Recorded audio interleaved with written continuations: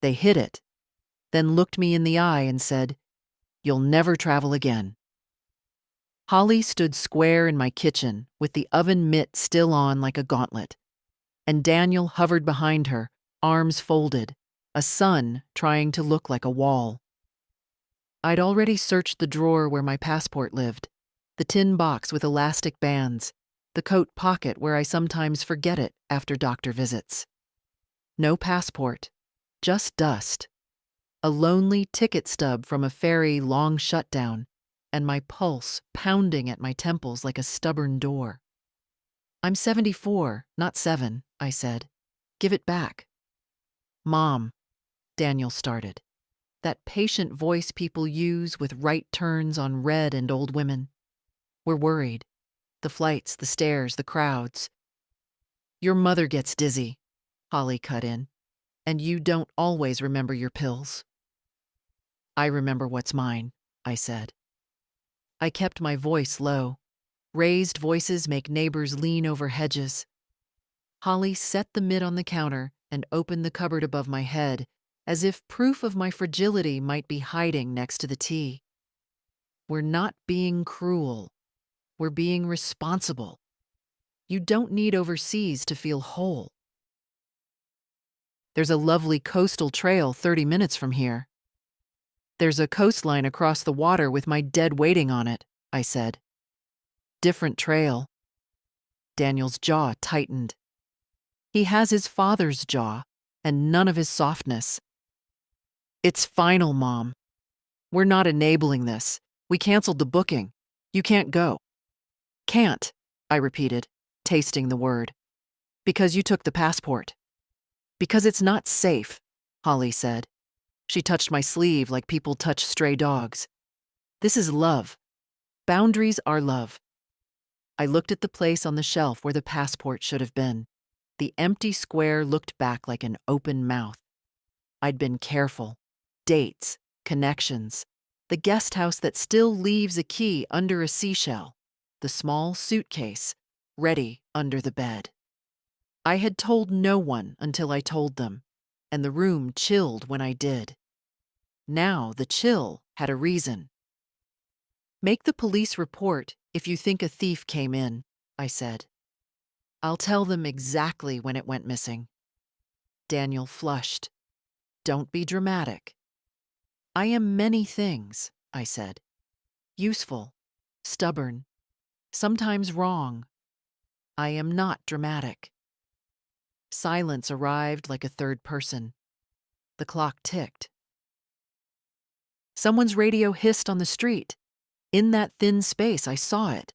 Their fear, my fear, and the convenience of confusing the two. If you wrap control in soft words, it looks like care. "I'll make you tea," Holly said, already reaching. "Let's sit. We can find a compromise. Maybe a virtual tour? The museum has those." I pictured the harbor on a screen, color corrected, tidy. No smell of salt or diesel. No wind to push a woman back into herself when she thinks she's done. A pretend sea. "No tea," I said. "You should go. Traffic gets bad after 5. "Mom," Daniel tried again, softer now. "Please don't fight us on this. You don't have to prove anything." "I'm not proving," I said. "I'm going." "Without a passport?" Holly's smile was the kind people wear to funerals for men they never liked. "Agnes, be reasonable." My name in her mouth sounded like a label on a jar that didn't fit. I stepped aside so they could pass. They glanced at each other, a quick knot tied and pulled tight. Shoes on. Door opened. A draft curled around my ankles. "We'll bring groceries tomorrow," Daniel said on the step. "Text if you need anything." "I will," I said, and closed the door on their careful kindness. The house breathed out. I stood with my palm flat on the wood until my hand stopped shaking. Then I did the ordinary things women do when they've been told who they are. I washed a cup. I wiped the counter. I fed the basil by the window. Routine steadies the hands so the mind can sharpen its knife. After that, I checked again. Drawer, tin, coat pocket, travel pouch, the book with the hollow cut in the pages back when I thought hiding meant safety. No passport. I sat at the small table and took out a sheet of lined paper, the kind that shows every hesitation in the pen. I wrote 3 columns: what I have, what I need, what I refuse. What I have: copies, numbers, cash for contingencies, good shoes, a body that complains and still obeys. A name at the consulate who used to be a nurse with me and owes me nothing but remembers my hands. What I need: a way to the city, a document that opens gates, a witness if someone decides to speak for me again, a quiet morning. What I refuse: permission. The kettle clicked itself off, though I hadn't turned it on. Old habit? I do that sometimes. I filled it and set it right, then left it there. I took the suitcase from under the bed and rolled it once across the rug to listen for its squeak. It rolled fine, steady and low, a good sound. Outside, the sky had gone the color of dishwater before it clears. I switched on the lamp in the hall. Light pooled, small and sufficient. I took my cardigan from the chair, folded it once, and set it on top of the case. There would be time for pills and socks, and the list stuck to the fridge with a magnet shaped like a cow. There would be time to sleep. I stood at the window and watched the street. A girl jogged past with red headphones. A man dragged a bin that bumped each crack in the path. Someone laughed, far off. My heart settled into its old, strong rhythm, the one it uses when I hold a line in a storm. I am not a storm, I thought. I am weathered enough to outlast one. They'll see, I said to the glass, and the woman in it said it with me. They'll all see. My passport was in the drawer. It had always been there, wrapped in a white envelope marked Travel Docs. I checked it once a month, like one checks on a packed suitcase that might be needed any moment. That morning, it was gone. I didn't panic. At my age, panic is a waste of energy. I opened every drawer, checked the bookshelves, even peeked under the rug as if it might have fluttered away like a stray leaf. Nothing. Did you move anything from my room? I asked Marlene at breakfast, keeping my voice calm. She was buttering her toast with the same aggressive strokes she used for everything in life. Why would I touch your stuff, Mom? She answered, without looking up. Maybe you misplaced it. I didn't misplace it, but I nodded, like I believed her, because I've learned it's better to keep the truth quiet until it's fully grown. That passport had been issued 10 years ago, right before James died. We were planning a river cruise in Europe, something quiet and full of old cathedrals. He passed before we ever boarded. I kept the passport anyway, just in case. A small square of freedom. They started talking about selling the house 2 months ago. It's too big for you, Marlene said. And maintenance is getting expensive. You deserve something simpler. I knew what that meant. My pension, James's life insurance. It was too much money sitting still. I was too much money sitting still. After the second family meeting, when they brought brochures for luxury senior living, I went to the library and printed out train routes. I traced the lines with my finger. Canada. Maybe even Alaska. I didn't need Europe anymore. I just needed movement. But movement is exactly what they feared. Independent women make people nervous, especially when they're over 70. That same night, I checked again. The passport envelope. The small suitcase under the bed. Both gone. You won't be going anywhere, Marlene said the next morning. We need to focus on selling the house. You're not well enough to travel anyway. I see, I said. It's strange how quickly you can become a piece of furniture. I'd raised her. I'd wiped her nose, stayed up with her through colds and breakups and debt. But now I was an old chair in her hallway. Something to be moved, reupholstered, or thrown out. That day, I did my laundry like usual. I folded my clothes slowly, thinking. When Marlene left for work, I made tea, sat by the kitchen window, and watched the neighbor's dog dig up her flower bed for the third time that week. Then I got up and pulled out the tin box where I keep what matters. I took out the spare key to the attic. There, behind the boxes of holiday decorations and broken fan blades, was an envelope. Brown, tied with twine. Inside, a second passport, issued under my maiden name, just a year after James passed. Quietly, without anyone knowing.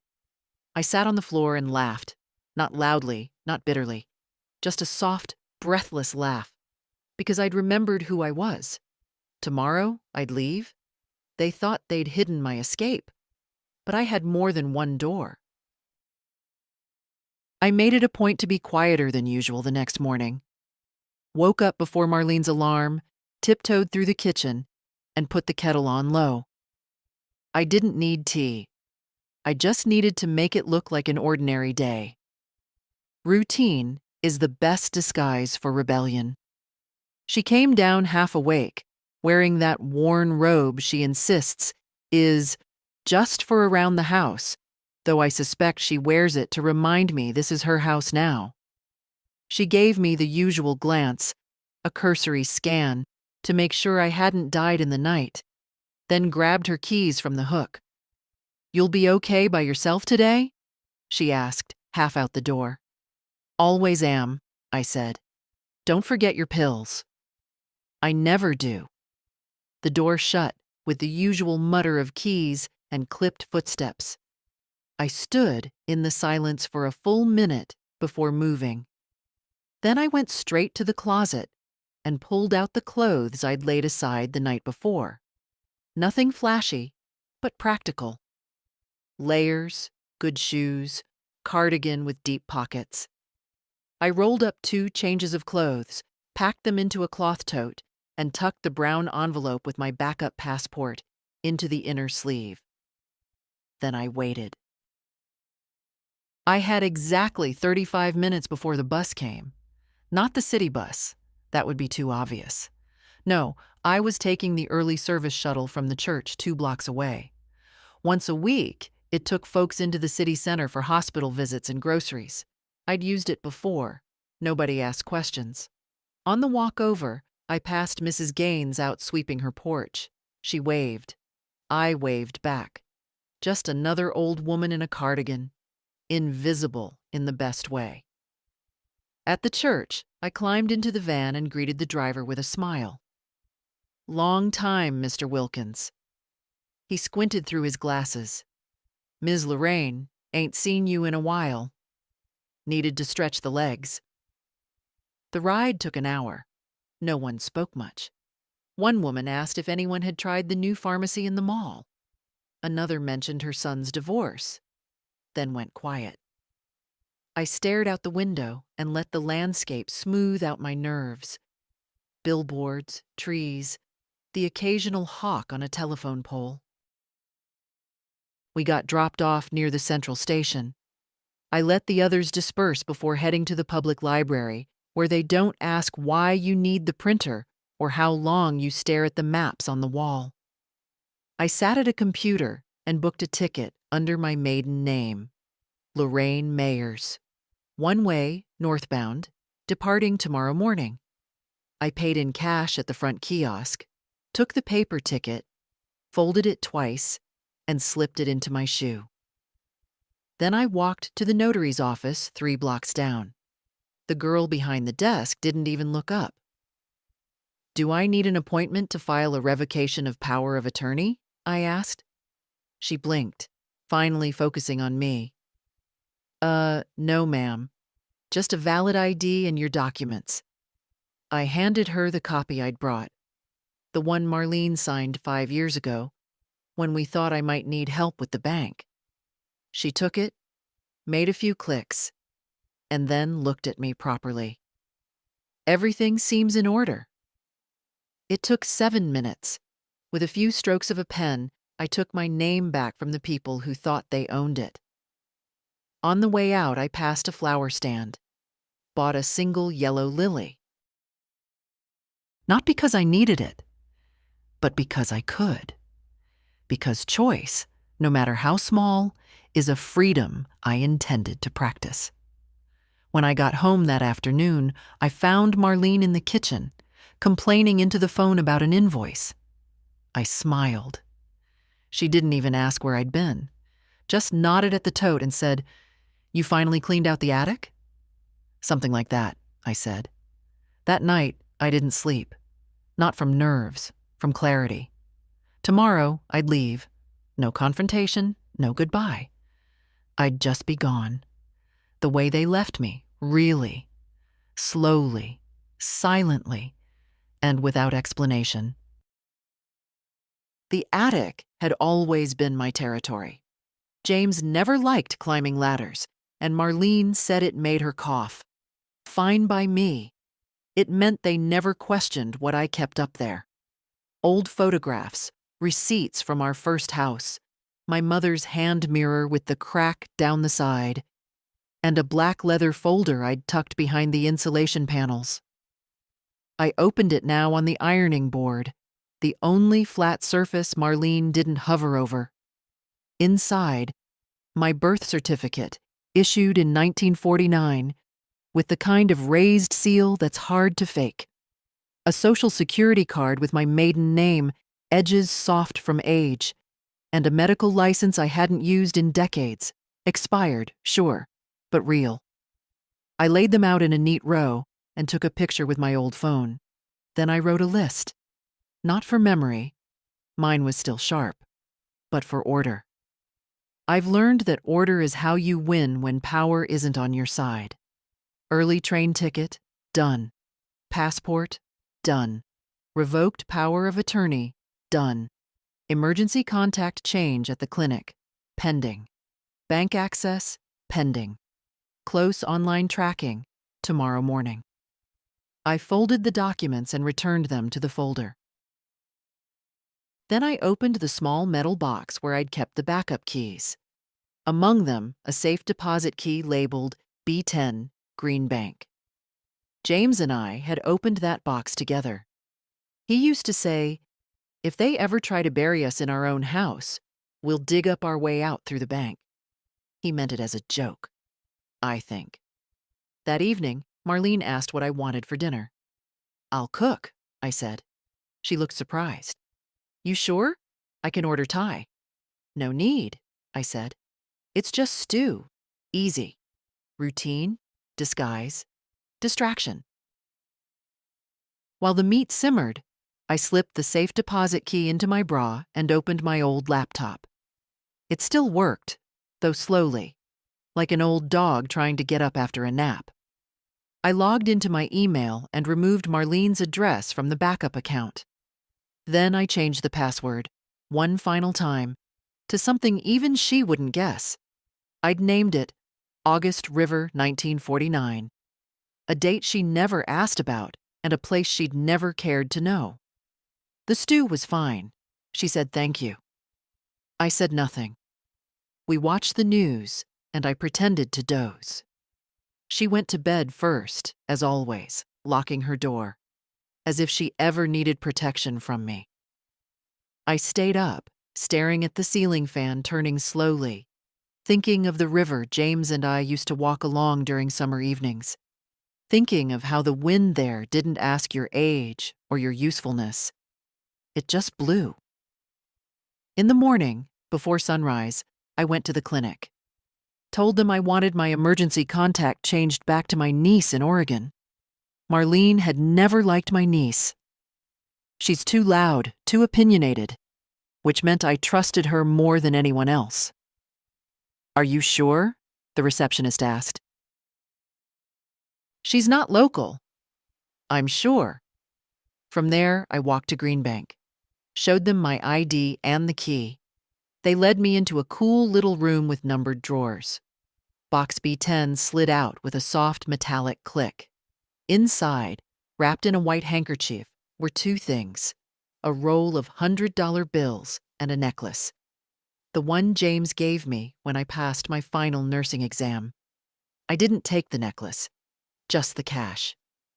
Back outside, I paused at the corner of the street. The sun had come up behind me, soft and slow. The bus to the station would be here in 20 minutes. I had time.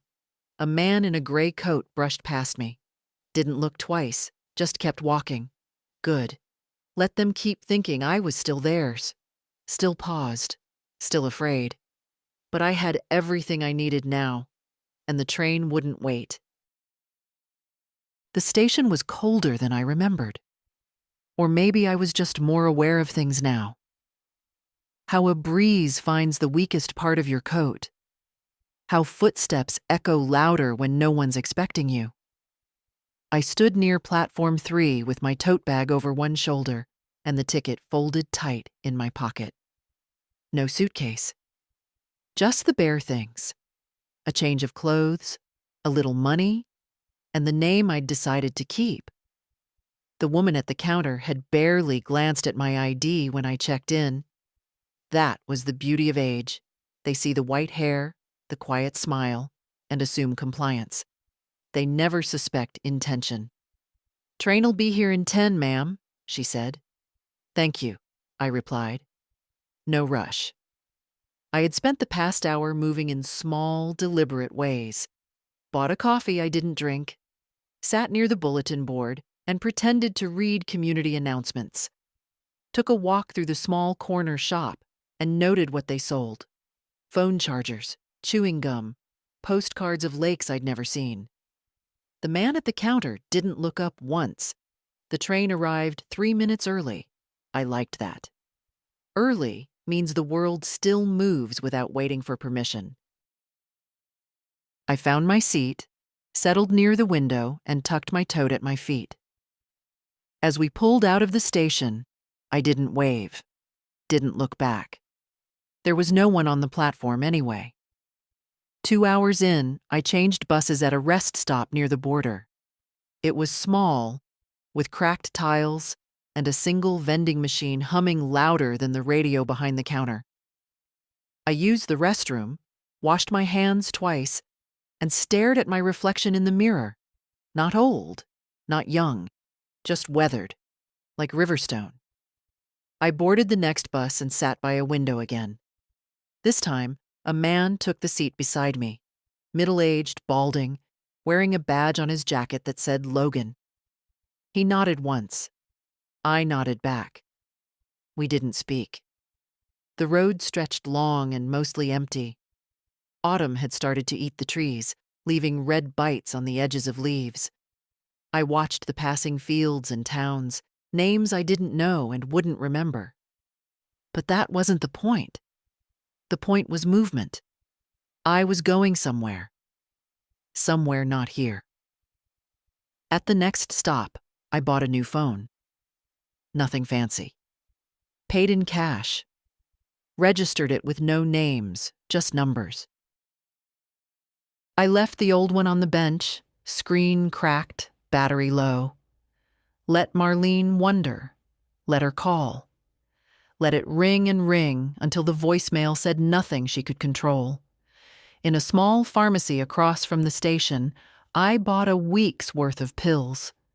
The kind I needed, not the kind they told me to take because they were cheaper. The pharmacist didn't ask why I wanted a printout of the receipt. I folded it and kept it with the cash. By the time I reached the hostel, the sun had gone. A woman at the desk handed me a key without asking for more than my signature. The room was plain: twin bed, lamp, clean towel. A small window looked out over a loading dock. I liked that. Trucks moved at night. So did I. I made tea from the kettle they'd left on the desk, sat on the edge of the bed and removed my shoes.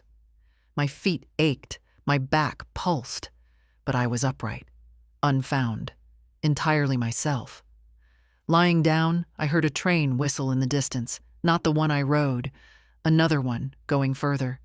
I didn't care where it was headed. I wasn't chasing destinations. I was chasing dignity. Tomorrow, I'd go to the consulate. Tonight, I slept under my own name. Morning came quiet. No alarms, no doors slamming. I opened my eyes to a dim gray light slipping through the thin curtain.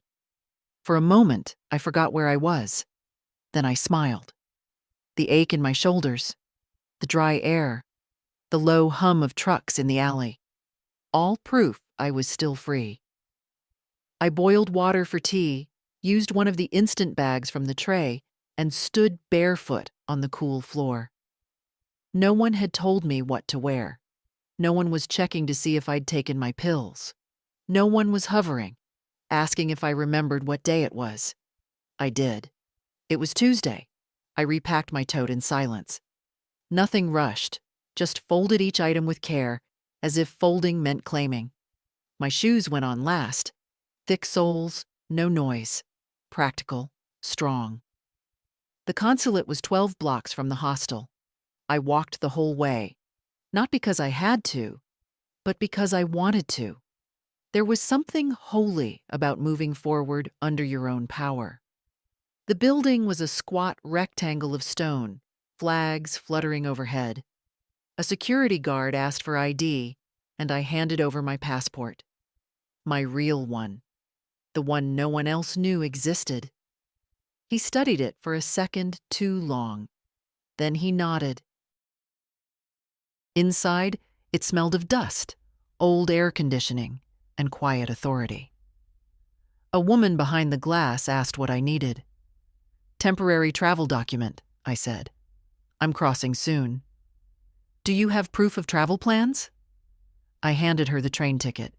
She studied it, tapped a few keys, and asked me to wait. I sat near the window. It overlooked a courtyard with a bare tree in the middle, branches like old fingers, reaching out and remembering something.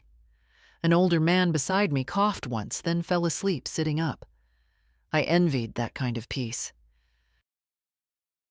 After half an hour, the woman called me back. You've been cleared, she said. We'll issue the document today. It's valid for 7 days. You'll need to carry both it and your current passport at the border. I nodded. Understood. She hesitated before handing it over. You're traveling alone? Yes. You have family expecting you? No. She paused. Do you want us to notify anyone for safety purposes? No. She handed me the paper. Her eyes lingered for a moment. Not pity, not judgment, just recognition. The quiet nod between women who have each had to walk out of something. I left with the document folded into a plain envelope and a name printed cleanly across the top. My name, not a borrowed one, not the one they spoke only when it suited them. Back on the street, I bought a sandwich and sat on a bench to eat it. An older woman passed by with a terrier in a red coat. The dog barked once, then trotted ahead. She didn't look at me. No one did. And it felt good. The kind of anonymity you earn, not the kind you're sentenced to. After lunch, I walked along the canal. Boats floated slowly past, most empty, some carrying crates. The water looked tired, but steady. Like me. I sat there for over an hour, letting the air rinse out the noise in my head. I thought of James. I thought of the first time he took me on a train, how he'd brought a flask of tea and 3 biscuits wrapped in a napkin. Just in case, he'd said. Every journey's easier with a biscuit in your pocket. I wished he could see me now, but maybe he did. That night I returned to the hostel. The clerk looked up. You're back, she said. Yes. Everything okay? Everything's exactly how it should be. In my room, I placed the travel document under my pillow. Tomorrow, I'd cross, but tonight, I would rest. as someone no longer waiting for permission. I woke early, before the light. Sleep had come easy. Not deep, but clean, the kind that doesn't leave residue. I dressed in layers, the cardigan with deep pockets, scarf tucked in flat. I checked the travel document one more time, then slid it between the pages of a paperback I carried just for that purpose. Fiction, ironically, made the best hiding place for the truth. At the front desk, the clerk gave me a paper cup of coffee. "Cold out there," she said. "I've seen worse," I replied. She smiled. Not politely, truly. It's rare, that kind of smile. The kind that says, "You look like someone who's lived something." Outside, the wind bit. Not cruelly, just sharp enough to remind me I was awake, alive, and choosing this. The street was quiet. One delivery van, a cyclist, a dog barking behind a window. The tram came 5 minutes late, but I didn't mind. I had hours to spare. When you've spent years being rushed for everyone else's convenience, stillness becomes its own kind of protest. The border town was 2 hours away. I watched it approach through the tram's smeared glass. Each stop another stitch in the line I was crossing. The buildings grew older, the signs simpler. A man in a brown coat nodded off in the seat beside me, his breath slow and honest. I got off near the crossing checkpoint, still early. The consulate had advised me to arrive before noon. Less congestion, less attention. Their words. Mine were simpler. Earlier means they'll have less time to stop me. But first, I needed shoes. I'd noticed during my walk the day before that my soles had begun to split. Fine for city steps, not for open ground. At a shop near the station, I tried on one pair, then another. The third fit like a memory. Wide enough, laced snug, solid grip. I paid in cash, left the old pair in the bin by the door, and stepped into the street taller. The crossing point was set at the edge of town, past a long line of pop-up vendors selling coffee, cigarettes, and scarves with flags stitched into them. I ignored the calls. I wasn't a tourist. I was a returner. Just before the checkpoint, I paused. A small building sat off to the left, windows dusty, sign half peeled. Public shelter, maybe. I stepped inside to adjust my scarf and heard her voice first. "You look like you need a map, not a border." I turned. A girl, no, a young woman, maybe 30, stood by the coffee machine. Faded hoodie, boots streaked with mud, a backpack too large for her frame. "I don't need a map," I said. "I know exactly where I'm going." "That makes one of us," she replied. Then, after a pause, "You crossing alone?" "Yes." She nodded slowly. "Me too." I looked closer. Her hands were red from cold, the nails bitten down, but her eyes were sharp. "Where you headed?" I asked. "Anywhere not here." I understood. We shared the coffee. She didn't ask questions, just talked about the river near her grandmother's house, how the wind bent the grass in one direction all summer. Her name was Leona. "You?" "Agnes," I said. She smiled. "Of course you are. You look like someone who's had to say no more than once." We walked to the checkpoint together, not talking now, just walking. At the gate, the guards stood with their hands inside their jackets, half asleep, half suspicious. I handed over my papers without apology. The man scanned them, looked at me, then looked again. "Purpose of travel?" "Home." He blinked. "Duration of stay?" "Indefinite." He hesitated, then stamped. Leona went next. Her voice didn't shake.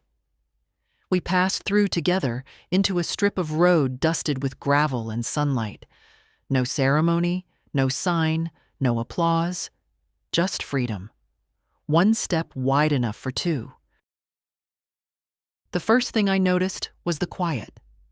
Not silence, but true quiet. The kind that comes when no one's expecting you. No voices calling your name. No schedules pinned to refrigerators. Just sky, open road, and the sense that whatever came next would be chosen. Leona walked beside me without hurry. Her backpack creaked softly when she shifted it from one shoulder to the other. "You hungry?" she asked. "I could be," I said. There was a small diner not far past the checkpoint. Nothing fancy, just a squat building with steaming windows and a cracked neon sign that flickered between open and pen.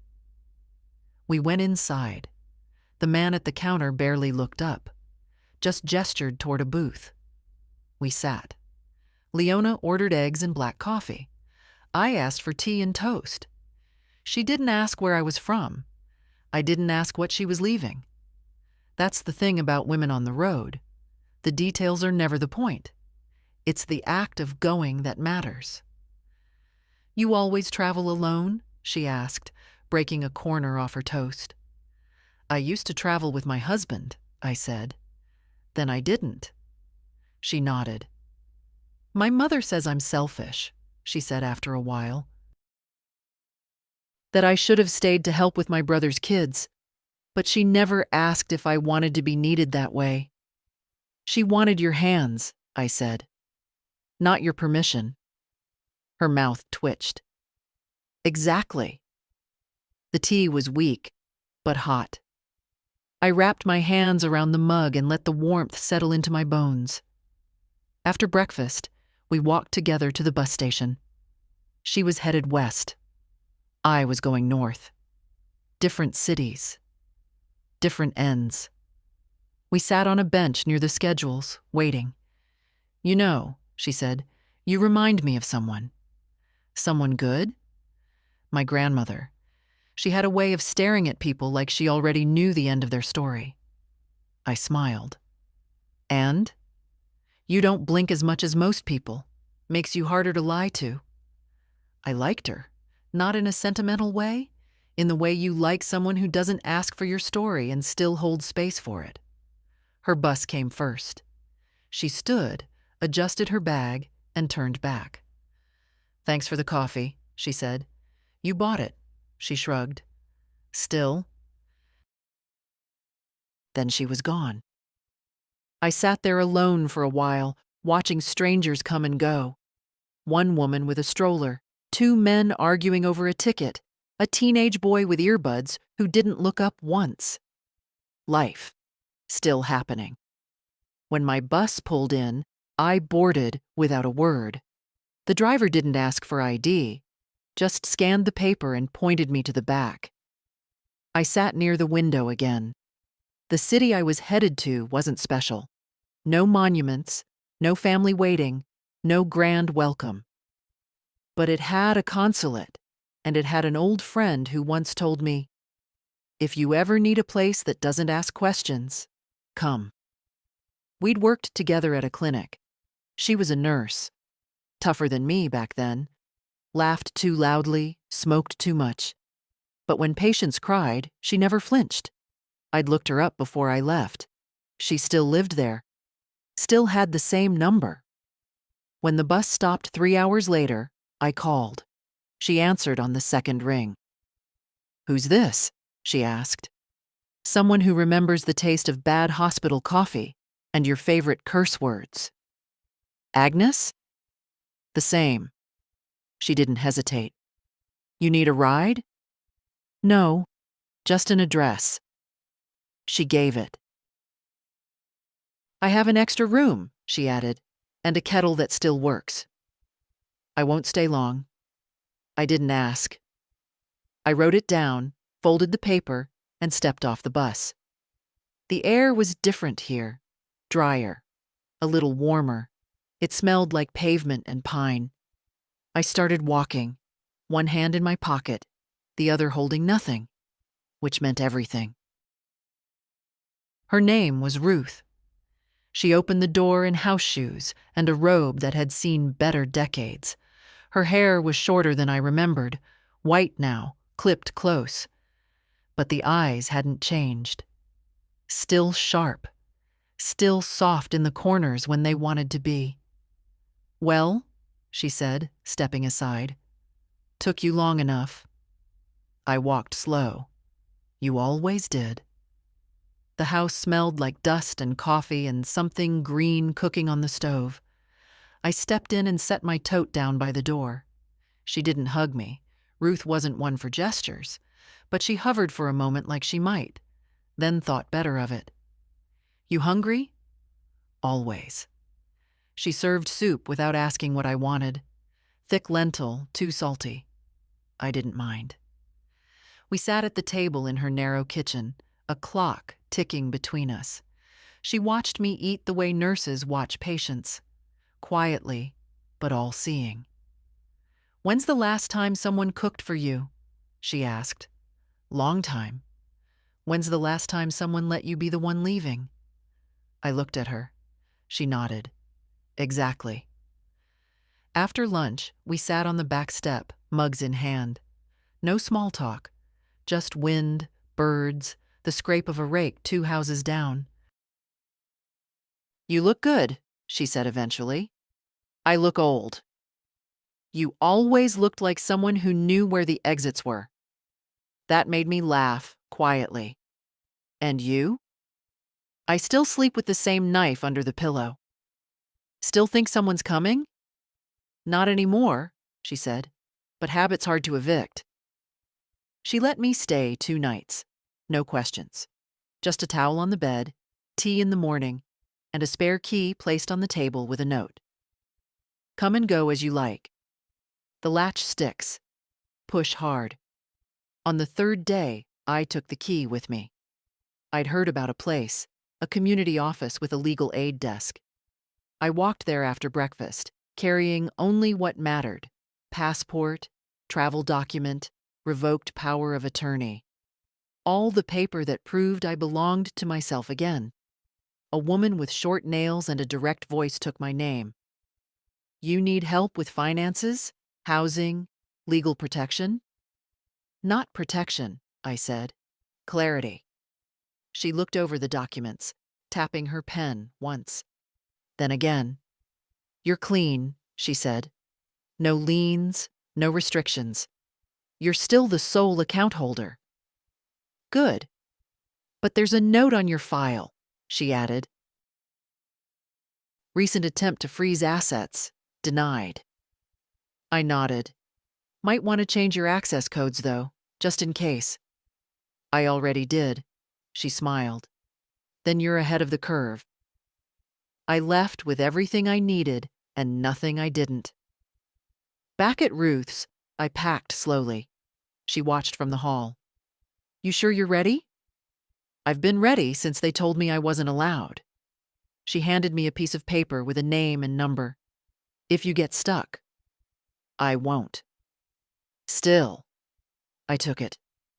That afternoon, I boarded a northbound train. The final one. Small town, coastal wind, a room already booked in a house with creaky floors and a view of the harbor. I sat by the window, fingers pressed against the glass.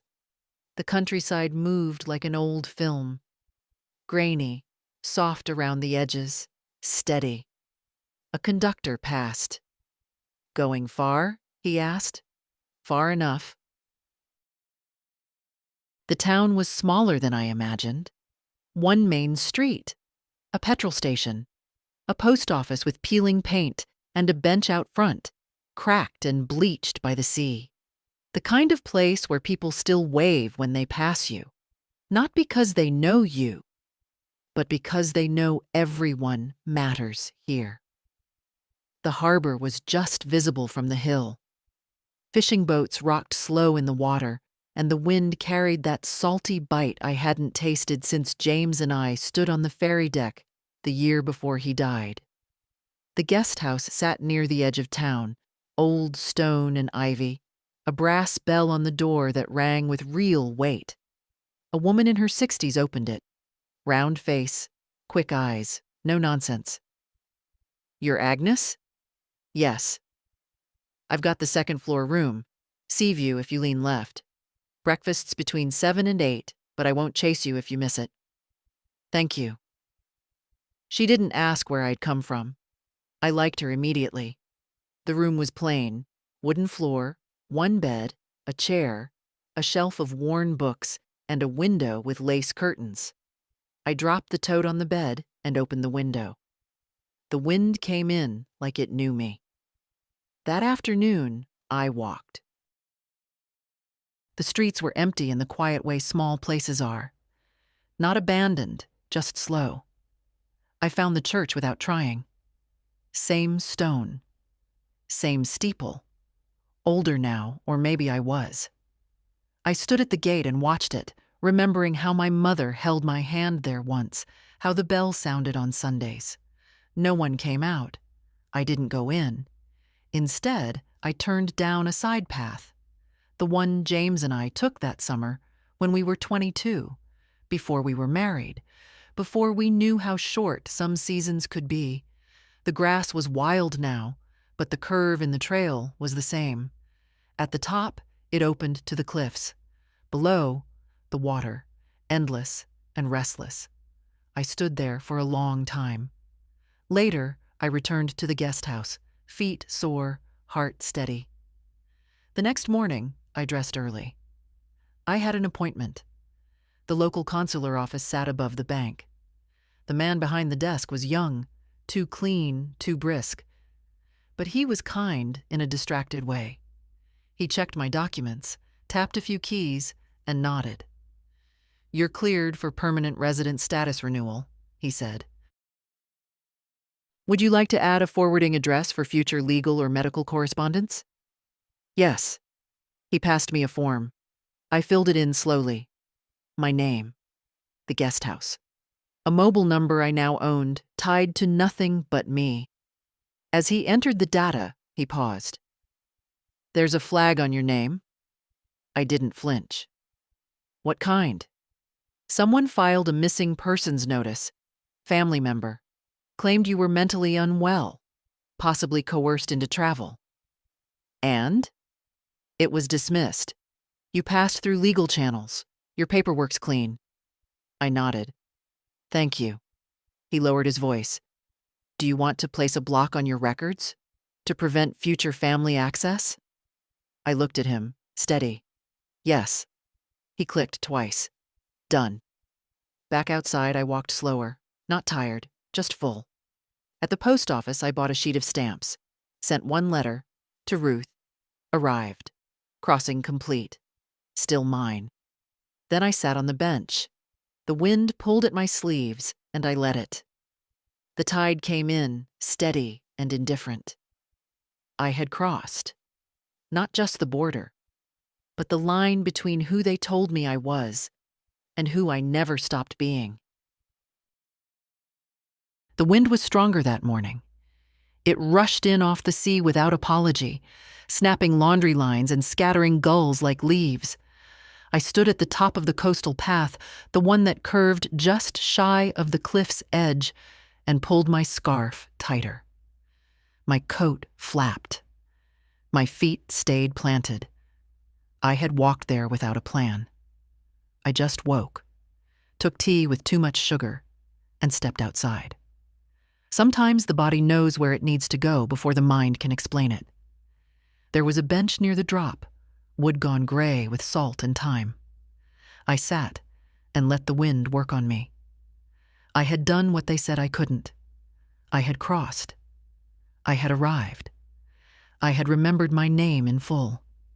But what no one tells you, what the films never say, is that freedom feels quiet, not triumphant, not loud, just still, like a room after the guests leave, like a song that ends without applause. Below, the water kept moving, always moving. It didn't need a destination. It just obeyed its own rhythm. I thought of James, of the way he held a map like it was a friend, of how, once, on a trip through Donegal, he got us lost on purpose. Let's see what happens, he said. Let's not rush toward knowing. We found a hill that day, sat on it, and ate biscuits that had gone soft. I remember him pointing at the horizon, saying, "That's the thing about edges. They always invite you to lean." I stayed on the bench until my fingers numbed. Back at the guest house, I found an envelope tucked under my door. No return address, just my name, scrawled in a hand I hadn't seen since childhood. Inside, a single note. "Mom, please, just let us know you're safe. D. No accusation, no demands. Just that." I placed it on the dresser without comment. I didn't need to reply. My silence was the reply. Later that afternoon, I went into town. The bakery smelled of cinnamon. I bought 2 rolls, paid in coins, and tucked one in my coat pocket.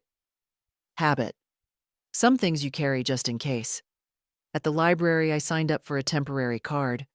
The woman at the desk didn't ask for proof of address, just smiled and said, "Use whatever name you like. We go on trust here." I liked that.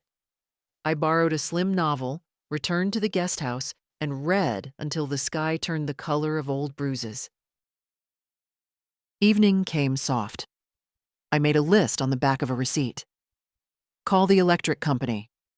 Open bank account locally. Buy gloves. Write to Ruth again. And then, last, visit the cemetery. I hadn't been yet. Not because I was avoiding it, but because I needed to go with nothing unfinished in me.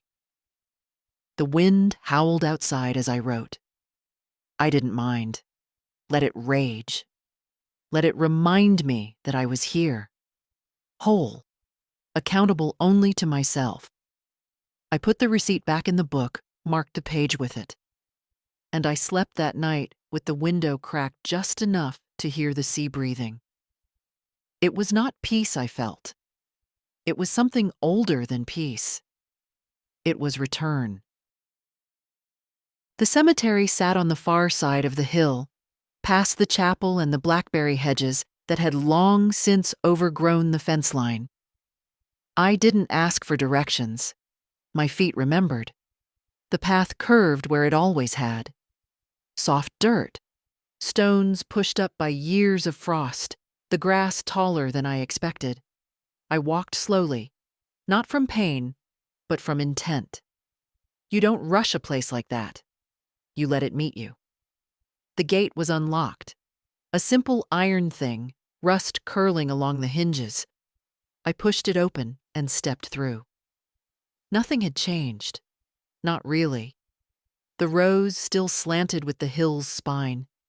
The older stones leaned inward as if whispering to each other. Lichen covered names in patches, like memory choosing what to keep. I found them near the back. My parents. 2 stones. Weather-worn. Names etched in a style no one uses anymore. My mother's name had always been the gentler one, Margaret, with a rose carved below. My father's had no flourish, just Thomas Lynch, son of fishermen. I stood there a long time, no tears, no shaking, just breath, just truth. They'd buried Margaret in spring. I was 30 then. James stood beside me, holding my hand with both of his. I remember thinking how quiet he was that day, not for lack of words, but for respect. He understood the kind of grief that asks for silence. Thomas died 7 years later, alone in the house he refused to leave. "I was born near salt," he told me once. "Let me die near it." They had wanted a daughter who stayed close, who married young and quietly, who didn't ask for more than her place at the table. I wasn't that daughter. I loved them anyway. I knelt, my knees pressing into the wet ground, pulled out the cloth from my pocket, and wiped the moss from their names. Then I spoke. "I made it," I said. "Not for you, not just, but because you taught me what standing looked like, even when I hated it." A breeze moved through the stones, soft as cloth. "I'm not coming home. This is not a return to obedience. It's a return to origin. That's different. I didn't expect them to answer. The dead don't talk back. I left a lily at Margaret's stone, picked fresh that morning from the guest house garden. Didn't ask permission. Back down the hill, I stopped at the chapel. Doors were open. Empty inside. I stepped in and sat near the back. It smelled of wood polish and time. There were no prayers. I had none to give, just presence. That was enough. On the walk home, I passed a child balancing on a low stone wall. Her mother walked behind, close, but not holding on, just watching. The girl looked at me and waved. I waved back. She didn't ask who I was. That, too, felt like grace. At the guest house, the host asked if I needed anything. "Just a pen?" I said. She handed me one. "Running low on postcards?" Something like that. In my room, I sat at the desk and pulled out fresh paper. I wrote slowly. To the bank, "Please transfer all remaining funds into the new local account, as discussed. Cancel all external access and remove the listed third parties. This instruction is final and binding." I signed my name with full steadiness. Agnes Lorraine Mayers. Folded it. Tomorrow, I'd walk it into town myself. But for now, the sun was coming low across the harbor, and the sea had turned gold. I poured tea. I had nowhere to be, because I was exactly where I belonged. The bank sat in a corner building just off the town square. Stone facade, narrow door, brass handle worn down by generations of hands. Inside, quiet. Polished floors. No music. Just the hum of fluorescent lights and the shuffle of paper behind the glass. I waited in line behind a man depositing coins into a cloth bag. When it was my turn, the woman behind the counter glanced at my form and raised her eyebrows. "You're transferring the full balance?" "Yes." "To this new account?" "Yes." She hesitated. "Do you have a second signature listed?" "Not anymore." She looked again, scanned something on her screen, and nodded. "I see it now. Authorization revoked. It's clean." I handed her the paper. My writing was small, neat, final. She read it through. Then again. "I'll process it today." "Thank you." Before I turned to leave, I added, "Please note the beneficiary on the file. New trust account. Name's already registered." She checked. "Yes. It's under LM Foundation?" "That's correct." Her eyes flicked up. A pause. Not surprise, just recalibration. "Do you want a card made for that account?" "No." "I'm not the one who'll use it." I left the bank with nothing in my hands. No receipt. No folder. Just a lightness I hadn't felt in years. The kind that comes when you close a door yourself from the outside. Back at the guest house, I sat with the host over weak tea and a scone too dry to finish. She asked nothing, just handed me a local paper and said, "Weather's turning." Later, in my room, I took out my old phone, the one I'd reactivated for one purpose only, a message. I opened the app, typed slowly, carefully, no emotion, just the truth. "James," I crossed. "No need to call. No need to find me. All funds have been moved. All rights removed. Tell Holly the house was never hers.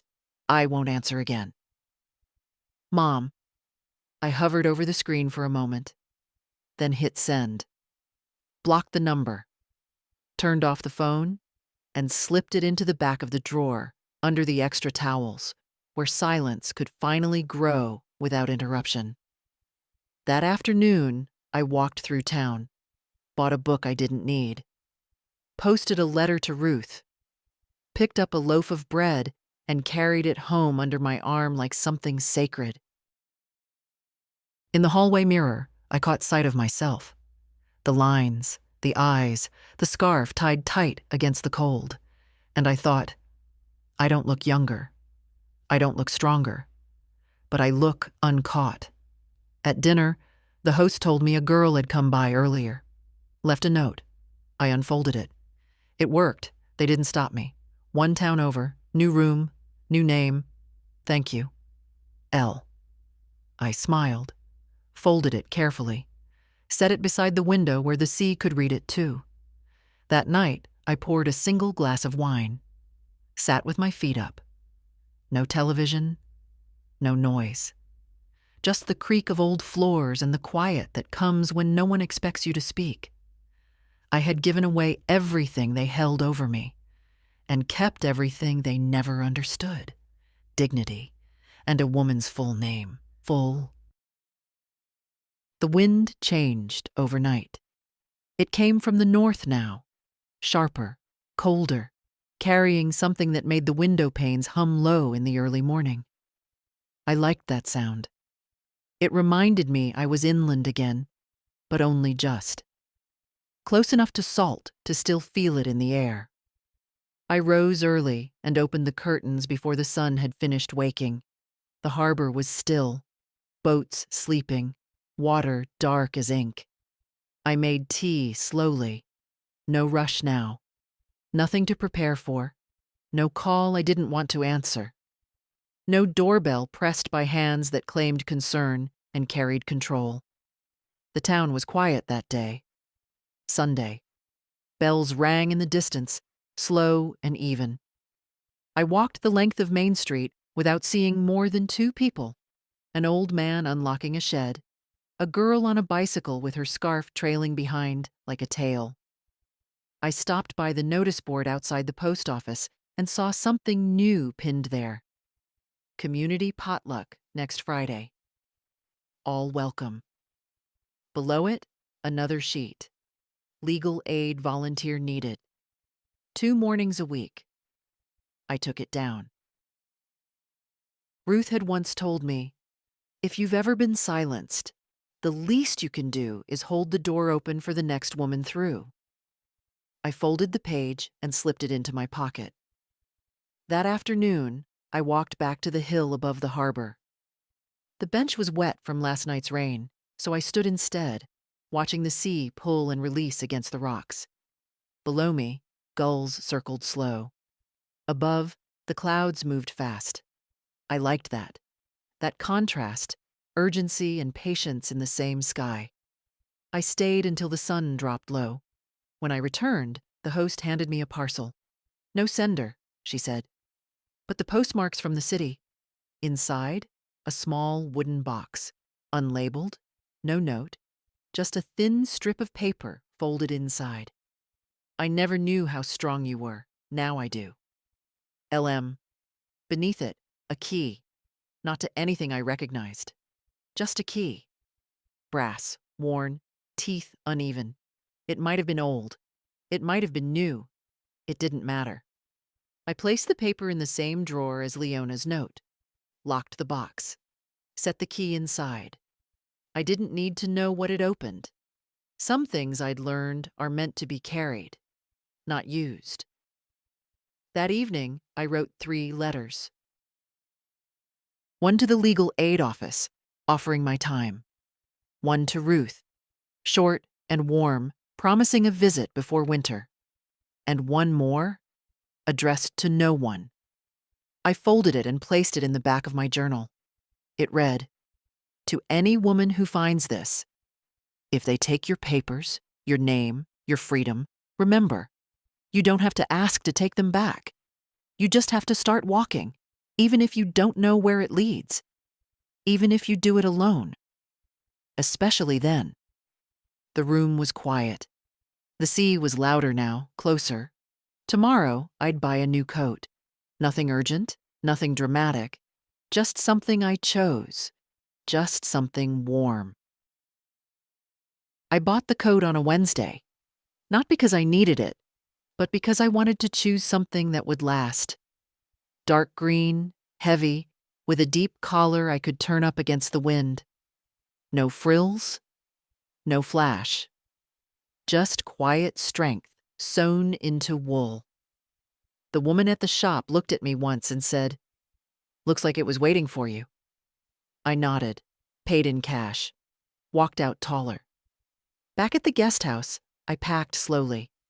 My time there was ending, not because I was being moved, but because I was moving on my own terms.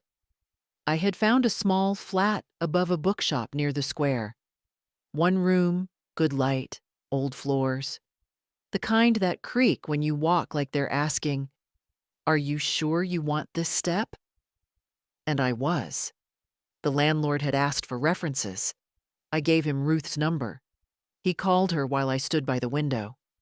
I could hear her voice faintly through the phone, laughing once, saying, "If you have any sense, you'll rent it to her. She won't need you. And that's the best kind of tenant." He handed me the keys. So now I sat on the floor of my new space, surrounded by books I hadn't read and windows I hadn't looked out of enough yet. The kettle whistled on the stove. I didn't rush. Outside, people moved with their heads down, coats pulled tight. The season was changing again. I didn't mind. I liked weather. It reminded you that you were part of something larger than yourself. In the corner, a box waited to be unpacked. The one with papers, letters, the backup passport, now long expired. I didn't burn them. I didn't need to. Keeping them was not a wound. It was a record. Sometimes survival isn't escape. It's standing still and saying, "I remain." I poured tea, sat on the floor, watched the light shift along the walls. Later that evening, I walked down to the square. The library had pinned up a photo from the last potluck. Women in wool coats, plastic cups of cider, one child asleep on a chair. I saw Leona again. Just a glimpse. She didn't see me. That was enough. On my way home, a woman in her 50s stepped out of the bakery just as I passed. She looked at me, paused. "Excuse me," she said. "You used to be—" "I still am," I said gently. She looked confused, then smiled. "I've seen your name on the notice board," she added. "You're helping now." "Not helping," I said, "just standing beside." That night I opened my journal again. The letter to any woman who finds this still rested in the back. I added one line, "And if no one believes you, believe yourself first." Then I closed the book and breathed. Not like someone who had finished something, but like someone who had finally begun. If this story touched you, share it. If you saw yourself in it, speak. If you felt quiet reading it, let someone louder feel your voice. We do not wait for permission to be whole.